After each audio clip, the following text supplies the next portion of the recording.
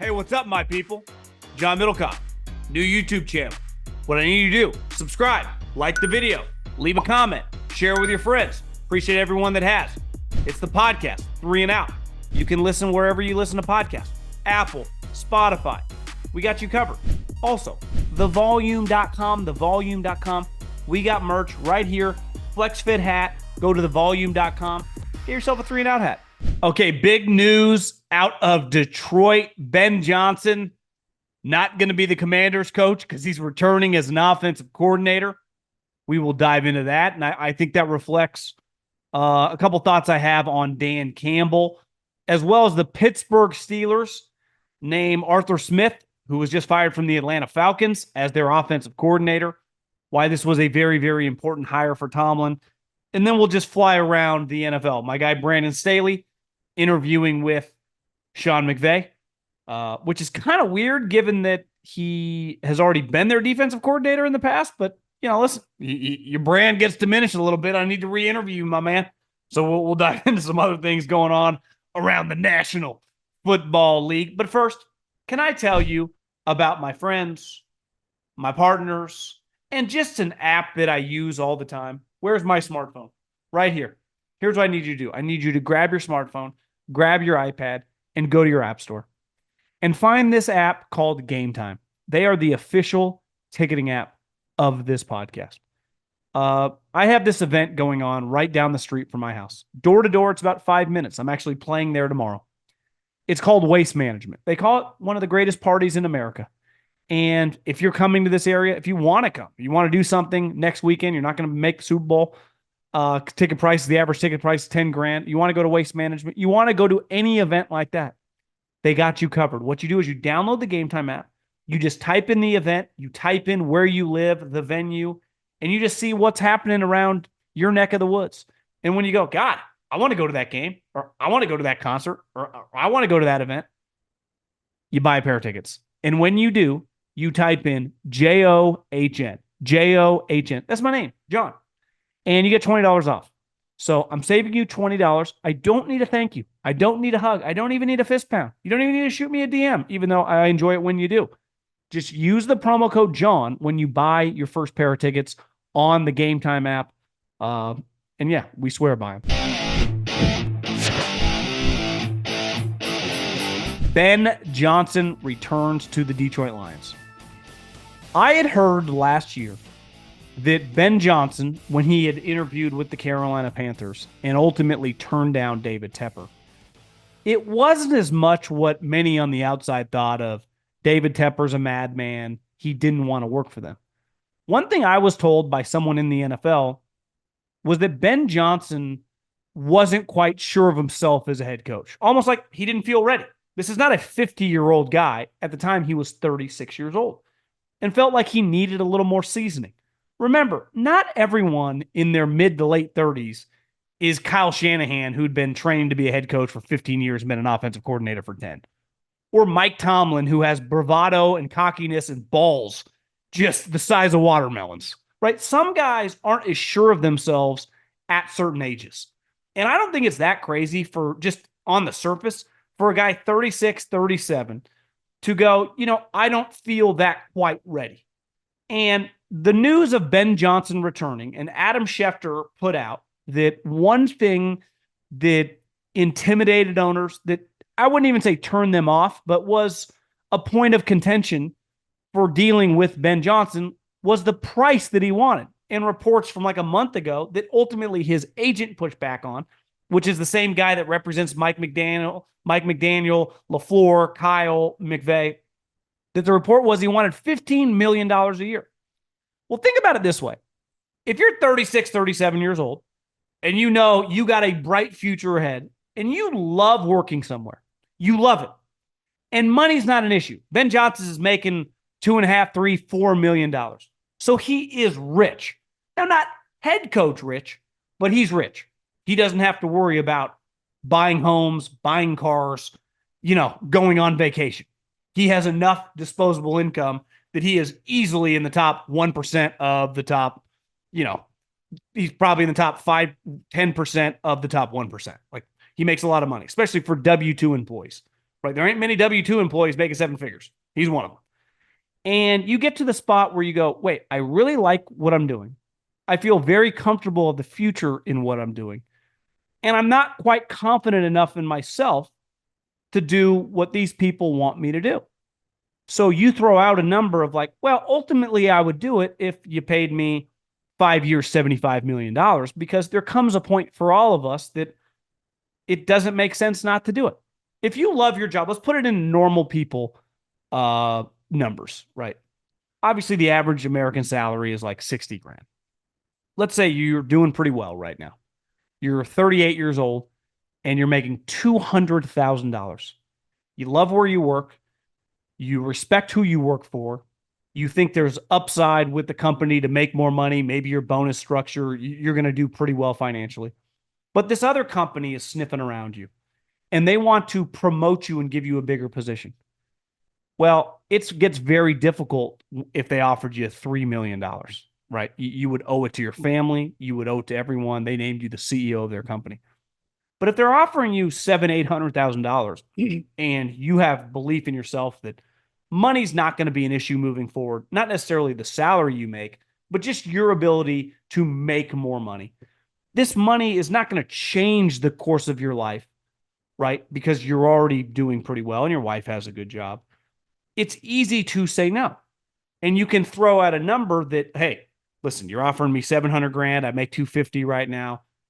$3 million, I'm taking the job. But for 750 grand, I ain't doing it. I think it's actually very relatable, right? Now, obviously, he could make $10 million as a head coach. Is a lot more than $3 million.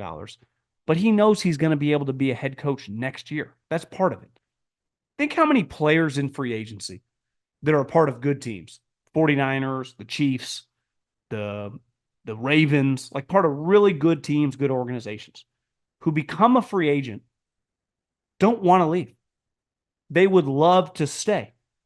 But in football, unlike coaching or unlike podcasting or unlike car salesmen or insurance salesmen, you're not able to do it in your 50s, in your 60s. Like, it's kind of finite. For most guys, it ends in their early 30s.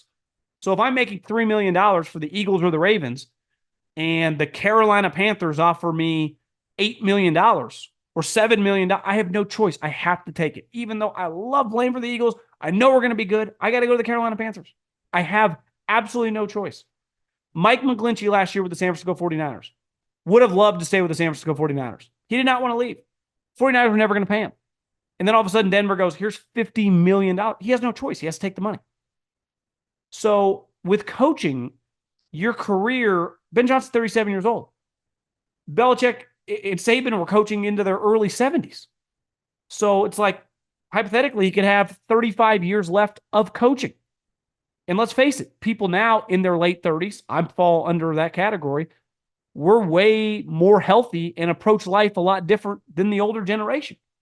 So Ben Johnson, which I think it is clear to say, because in the history of the league, most guys, it's a very ambitious industry, players and coaches, that jump at opportunities. And it's not always simply because of money in 2024. All these guys are rich. Ben Johnson is a multi-millionaire at this point. But maybe deep down he goes, I don't feel quite ready. I can keep sharpening my sword. And I view it as a very calculated risk because nothing's guaranteed. But I think it's safe to say, worst case for the Lions next year, like their floor feels like 9 wins. It would be stunning given their roster, given their youth. It would take some crazy injuries for them not to be a double-digit win team. So Ben goes, I can keep working on the things that I need to work on, keep honing my craft, and ultimately get to a position when I do accept the job. I think a lot of people go, God, this is starting to get weird. Is it really getting that weird? I mean, like 4 years ago, the guy was a quality control coach, a tight end coach. His stardom has been like a rocket ship. He has gone within a 3-year span to someone no one talked about in his early 30s to being like the number one head coaching candidate. And rightfully so, because as an offensive play caller, it's not debatable. He's the best offensive coordinator who is not a head coach, right? Andy, McVay, Kyle, LaFleur, those guys are head coaches and play callers. Go around the league to non-head coaches. I don't even know who's number 2. There's a wide gap. He would be the number one guy every team would hire if they had a head coach who was a defensive head coach or a CEO head coach to be their offensive coordinator. It'd be Ben Johnson. Because watching him against the 49ers, watching him all playoffs, watching him all season, watching him the last 2 years, he's a fucking badass play caller. He's everything you want in that position. But clearly for him as a guy, which I commend this, is kind of knowing when you're not ready. Think how many young coaches, college and pro, jump at opportunities and get washed out and never get that opportunity again. Who truly aren't ready, but their ambition, maybe clouds their judgment, clouds their understanding of going, I could use a little more time.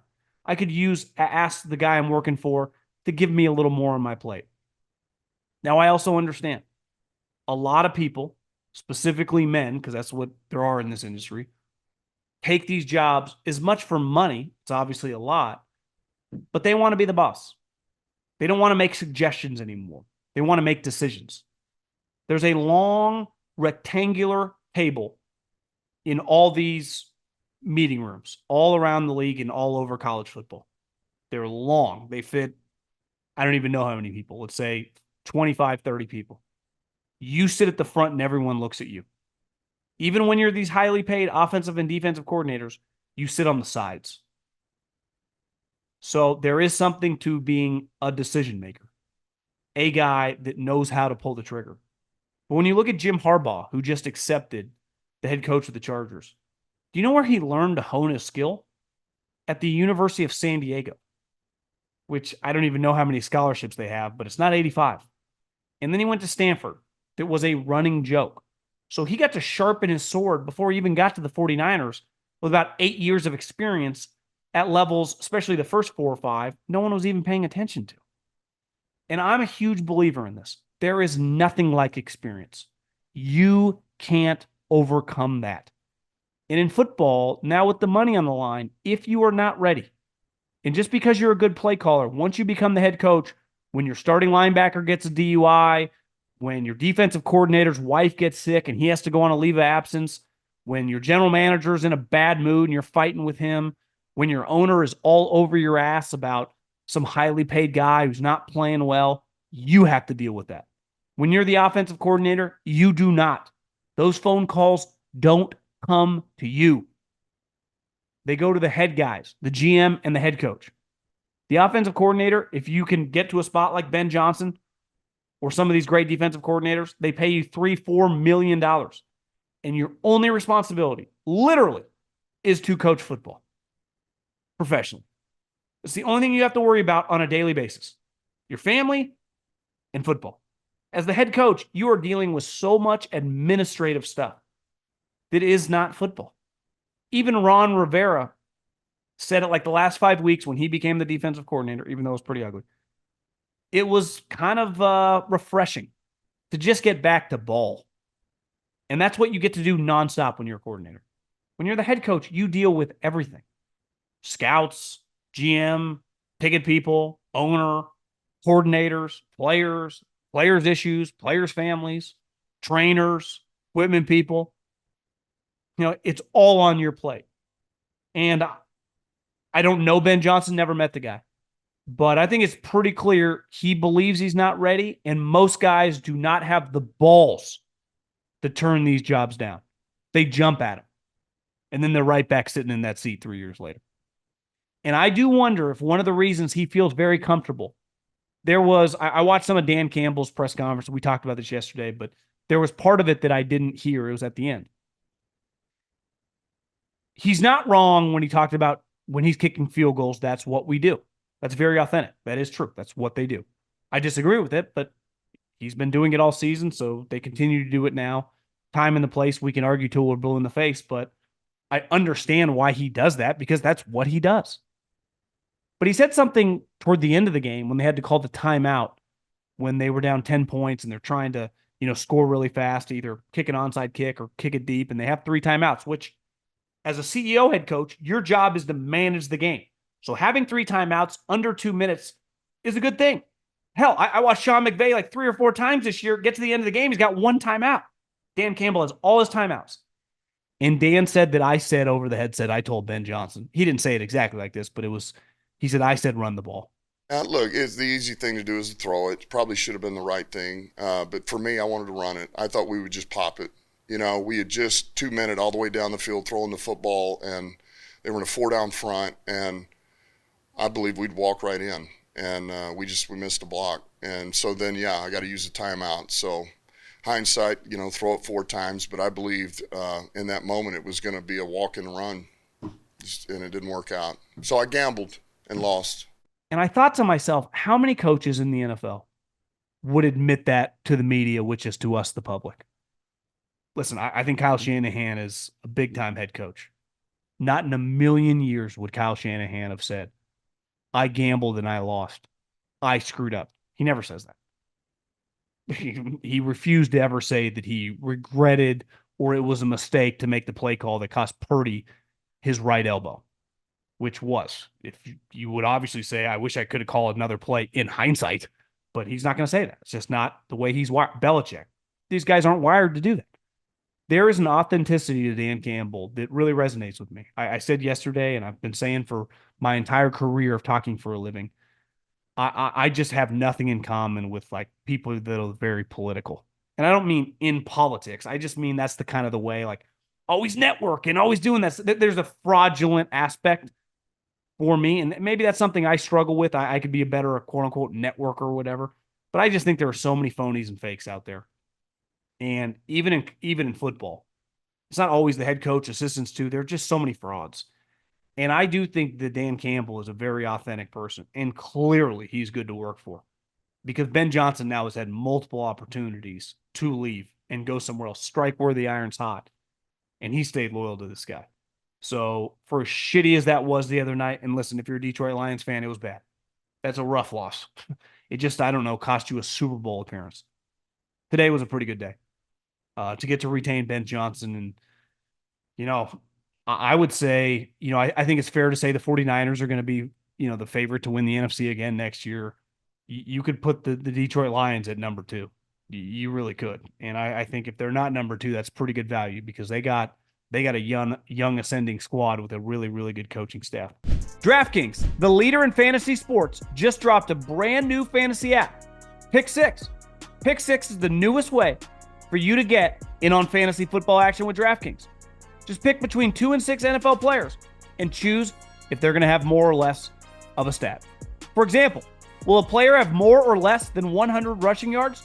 Or will a player have more than 1 touchdown? Track your lineup and compete against others for a shot at huge cash prizes. Download the DraftKings Pick 6 app now and sign up with code JOHN. That's code JOHN, John, only on DraftKings Pick 6. The crown is yours.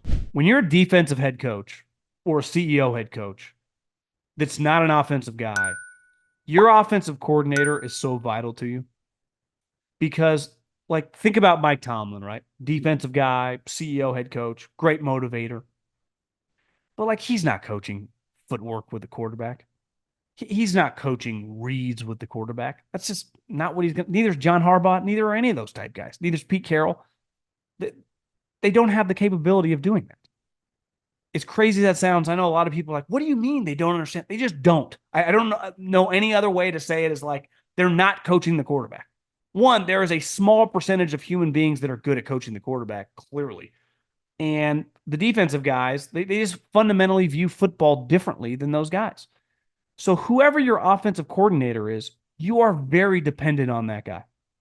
And I think most offensive coordinators in Division I football in the NFL could all just talk about football, right, on a very similar level. What to do against this coverage, what to do against that coverage, what routes they like with certain quarterbacks, what concepts they like in their offense. Like, I think the difference between Matt Canada and Kyle Shanahan, if you were just talking football at a desk with both, I don't know if you'd notice that big of a difference. I could be wrong. But there is an instinct of putting together a game plan and then calling plays on game day. And clearly some guys have it and some guys do not. No different than a player. Like, there are a lot of players with physical attributes that are like, why isn't this guy better? Because he's just not an instinctive quarterback or an instinctive wide receiver or an instinctive linebacker. Like, you either can play or you can't. It sometimes just boils down to the simplicity of that. You either can call plays or you can't. Just because you know offense or defense doesn't mean you're going to be good at play calling. And Matt Canada is a good example. He just did not have a good rhythm as a play caller. He was mostly god awful. And Arthur Smith, when he was an OC, was really, really good, especially with a good running game and a physical team and a defensive head coach. So he knew how to fit into a culture with a head coach that's going to want to lean playing physical ball and running it. And he thrived. And the Titans had their best 2 years with him as their offensive coordinator. And the best part about hiring Arthur Smith, if you're Mike Tomlin and the Pittsburgh Steelers, let's say this year your offense is top 5 and you're awesome. I don't know who your quarterback would be, but let's just say you have an awesome offense this year. No one's hiring him to be your head coach next year. Nobody. Arthur Smith is unhireable at minimum for 2 years. I think you'd have to win the Super Bowl and then you'd have to have the best offense in the league the following year. Anytime I can get a coach that I don't have to worry about becoming a head coach, that is a huge, huge benefit to me as an organization. When I hire Vic Fangio, I know no one's going to hire that guy to be their head coach anymore. I said this about Spags. You could argue when you factor in how good his defense is, he's the most valuable defensive coordinator in the league because no one's ever going to lose him. That's the thing with Ben Johnson and Mike McDonald and all these hot coordinators. Everyone's always going to want to hire them as their head coach. Why Arthur Smith, once upon a time, got hired to be the Atlanta Falcons head coach. Well, now we saw him be a head coach. He was terrible, awful. It was really ugly. And his play calling was no longer as good because some guys are meant to be number 2s. Nothing wrong with that in the NFL. It's Wall Street on grass, millions of dollars. So to me, Arthur Smith makes a ton of sense with the Pittsburgh Steelers. Now, to me, the biggest question mark moving forward is what the hell they're going to do at quarterback. You cannot just run it back with Kenny Pickett. I'm sorry, you cannot. I'm not saying you get rid of him, but do you trade for Justin Fields? Do you do something? Because I can't just go into next season with Kenny Pickett as my quarterback. And they've even admitted as such. And I know Kenny Pickett was, all up in arms about them not going back to him at the end of the season when he was healthy. I'm sorry, Kenny. We're riding the hot hand. You're not exactly Ben Roethlisberger here, where just because you're healthy again, you go back in the game when we're winning games. Not how it works. You haven't earned it. That's not the way football works. No one cares that you were the 20th pick. So if I was a betting man right now, 1, I would say Kenny Pickett's job is in major jeopardy. And 2, I think they are going to bring in competition and a guy to compete with them in training camp. Ryan Tannehill would be a guy to keep an eye on, trading for Justin Fields. But there will be another quote-unquote bigger name quarterback on the Pittsburgh Steelers. And listen, Mike Tomlin's going to stay. And he's going to continue to be the head coach in Pittsburgh. He had to get a good offensive coordinator. And based on what we saw in Tennessee with Arthur Smith, this is a home run hire. I'm sorry. But if I've had you as my defensive coordinator, let's say next year Robert Saleh gets fired from the Jets and Steve Wilkes either gets fired or gets a head coaching job and the 49ers need a defensive coordinator. Kyle Shanahan would not have to interview Robert Saleh. He would just rehire Robert Saleh, right? When Josh McDaniels came back to the Patriots after Denver and St. Louis, Belichick didn't re-interview him. He just hired him, right? So when I saw that Brandon Staley is interviewing with the Rams, that's fucking weird. I'm sorry. Now, if it was a call hey, man, how you doing? We're interested in having you. Would you be interested in coming back? Just talk about what happened with the Chargers, all that stuff. Totally understand if you want to consider that an interview. But if we're sitting down and re-talking defense, that's a pretty big red flag on Brandon Staley. They literally worked together. They coached together for a year. Now, I understand it was 2020 in crazy California, so they probably weren't together in person as much as normal. But still, I'm sorry. If you need to re-interview a guy for a position who'd already held that position for you and had success, I probably don't want that individual back on the staff. And this is not trying to kick Brandon Staley when he was down. I really don't care. I told you, Packer fans, keep an eye on him for your job. But I understand LaFleur interviewing Brandon Staley. He's never worked for Matt LaFleur. He worked for Sean McVay. If D'Amico or Saleh were available, you don't need to interview him. I'm sorry. I would imagine, did Andy Reid interview Steve Spagnuolo? If anything, it was like, hey, Steve, how you doing? Do you want this job? We want you to coach here. Shouldn't you know the guy? Very bizarre. I saw Albert Breer tell Rich Eisen that one big reason that Vrabel and Belichick, now Belichick, because he wants to be the GM and the head coach, that Atlanta pulled back. Like they would have loved to just have him as the head coach, but it's hard to just have Belichick as the head coach because he also wants a huge role in picking the players. But one thing with both those guys is everyone's on eggshells in the building. And Albert was kind of laughing. He was like, one thing that these owners really just want is for everyone to kind of get along and everyone to be friendly. And I thought, like, that's insane. Like, this is football. Ideally, if you're a head coach, I would expect you to be cordial to an owner. But if I owned a team and my general man or my head coach was good and he was winning, I don't really think I'd care that much how big of an asshole he was. I understand that this is not high school sports here. A lot of money's on the line. The more we win, the more I financially benefit. And I think anyone hiring people because they look at them like friendly or it's going to be easy to work with is taking the wrong tactic in the sport of football. It should be an uncomfortable environment. People should be on their toes.